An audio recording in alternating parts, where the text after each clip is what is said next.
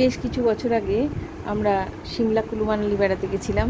আজকে হঠাৎ করে একটা ছবি সামনে আসলো, তো আমরা ওইখানকার পোশাক পরে সবাই ছবি তুলেছিলাম। তো সেই ছবিটা অনেক দিন বাদে দেখলাম, দেখে হঠাৎ করে সেই সেই সময়টায় আমরা চলে গেলাম। অসাধারণ ছিল সেই সময়। তখন চারিদিকটা সুন্দর সাজানো।